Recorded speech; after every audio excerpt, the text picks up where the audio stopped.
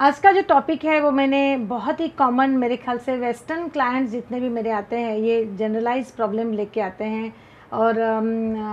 एक रिसेंटली एक क्लाइंट ने मुझे बहुत अच्छा ईमेल किया, तो मैंने कहा ये टॉपिक ही मैं उसके ऊपर लेती हूँ। क्रॉनिक फटीग सिंड्रोम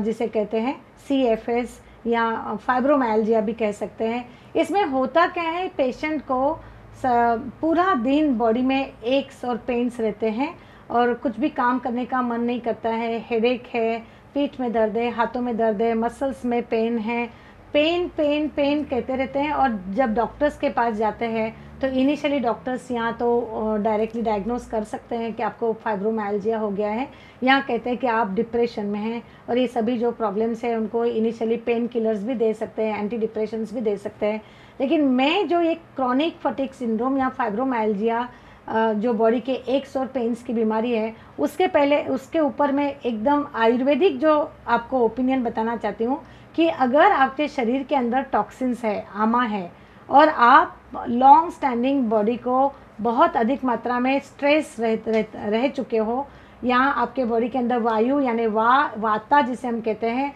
बहुत एग्रीवेट कर चुके हो, तो ये वाता एग्रीवेशन और आमा यानी टॉक्सिन दोनों का जब संगम हो जाता है तो बॉडी में एक्स और पेन्स रहते ही है। अभी ये पर्टिकुलर जो क्लाइंट था उसको मैंने और कुछ नहीं, उसको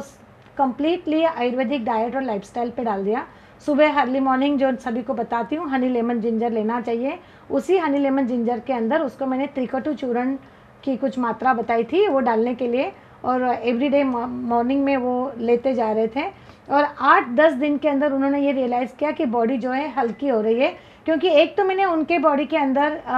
आमापाचन करने के लिए ये ड्रिंक सुबह को देना शुरू कर दिया, और दूसरा उनको जो खाने में बहुत अधिक मात्रा में प्रोसेस फूड आता था और वीट प्रोडक्ट्स जिसे हम कहते हैं कि बहुत ज़्यादा आटे के जो पदार्थ होते हैं, ब्रेड, पास्ता, नूडल्स, राइस, ये सभी चीज़ में बहुत ज़्यादा स्टार्च होता है, वो हमने काफ़ी मात्रा में कम करने को कहा था। और